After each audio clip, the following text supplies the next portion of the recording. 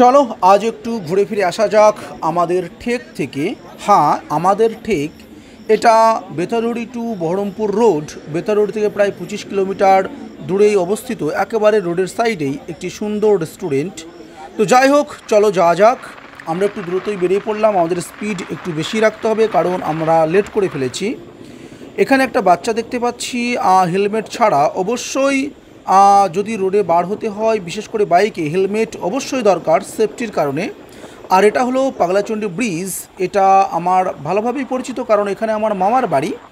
আগে তো এখানে অনেক জল দেখা যেত এই দহে, কিন্তু এখন আর নেই কারণ এখানে জল, বুঝতেই পারছো যে বৃষ্টির অভাব, তাই জল এখানে নেই। তো যাই হোক, এখানে বাচ্চাটার হেলমেটের অবশ্যই প্রয়োজন ছিল। পরবর্তী সময় যেন অবশ্যই হেলমেট পরেই বার হয়। আর এখানে একটা বিশেষ ঘটনা হলো, প্রথমেই বলি, দেখো ভাই, যারই গার্লফ্রেন্ড হোক না কেন একটু সাবধানে রাখবে। তো যাই হোক, আমার বন্ধু এখানে জলপান করছে, বিষয়টি একটু গুরুত্বপূর্ণ। আর এখানে আমাদের মেনু কার্ড আমার খুব একটা প্রয়োজন নেই কারণ এখানে অনেক খাবারের লিস্ট আছে, আমরা অত কিছু দেখব না। আমরা শুধু চিকেন পকোড়া অর্ডার করব। এখানে 6 পিসের দাম দেখতে পাচ্ছি 140 টাকা। তো যাই হোক, সেটাই আমরা অর্ডার করব। আমাদের অর্ডার কিছুক্ষণের মধ্যেই চলে আসবে। বেশ পরিবেশটা কিন্তু ভালো, একেবারে নিস্তব্ধ, নিঝুম, কোনো চেঁচামেচি নেই, কোনো ব্যাপার নেই, একেবারে বলতে পারি একদম নিঝুম আর কি। তো যাই হোক, আমাদের খাবার চলে এসেছে। এই যে 6 পিস চিকেন পকোড়া। দেখি এর টেস্ট কেমন। না, ঠিক আছে, এর টেস্ট মোটামুটি ঠিকই আছে, কোনো অসুবিধা নেই। আমাদের বিল জমা দিতে আসলাম। যাই হোক, এটা ডেমো ভিডিও ছিল, এখানে আমাদের বিল লাগেনি কারণ বুঝতেই পারছো আমরা ইউটিউবার, আমাদের বিল লাগবে না। তো যাই হোক, এটা ভিডিও করেছি। আর এটা হলো পার্কিং ব্যবস্থা সত্যিই খুবই ভালো, তবে লাইট ব্যবস্থা খুব একটা ভালো না কারণ এখানে শুধুমাত্র রঙিন লাইট দেওয়া আছে। এখানে সাদা লাইটের অবশ্যই প্রয়োজন ছিল এবং জোরালো লাইটের প্রয়োজন ছিল আমাদের মতো ইউটিউবারদের জন্য, কারণ ইউটিউব করতে গেলে তোমরা বুঝতেই পারছো কতটা লাইটের প্রয়োজন হয়।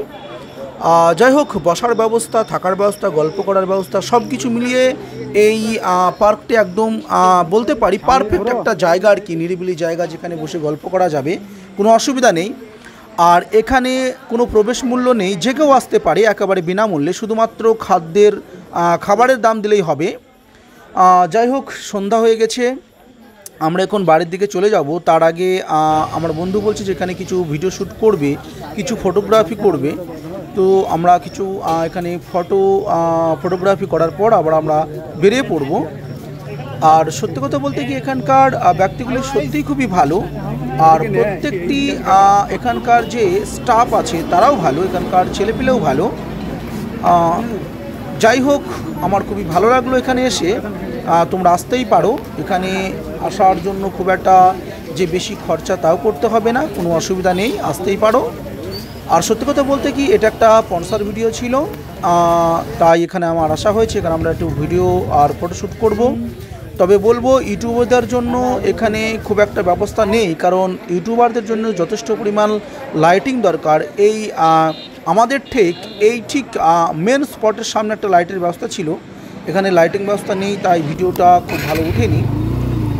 আর সর্বশেষ বলতে পারি, টিভিএস নেওয়ার কারণটা দেখো, অনেকে বলেছিল যে আমাকে বুলেট নেওয়ার জন্য। খুব ভালোভাবে লক্ষ্য করো, এই যে সামনের গাড়িটা থেকে দেখো আমাদের টিভিএসের লাইটে অনেকটাই জোর বেশি, তাই রাতের দিকে যাতায়াত করতে আমাদের কোনো অসুবিধা হয় না। আমাদের কোনো এক্সট্রা লাইটও নেই। যদি এক্সট্রা লাইট লাগাতাম তাহলে কিন্তু পুলিশের ফাইনের ভয় থেকে যেত, তাই যেখানে সেখানে হয়তো আমাদের ফাইন করে দিতে পারতো।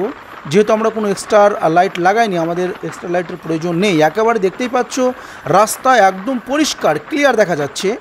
আর এই কারণেই আমি টিভিএস এই বাইকটিকে পছন্দ করেছি। আর ইঞ্জিনের দিক থেকে বলতে গেলে আগের থেকে অনেকটাই উন্নত। আগে যে একটা ঝেনঝেনে ব্যবস্থা ছিল সেটা কিন্তু আর নেই, একেবারে রিফাইন ইঞ্জিন।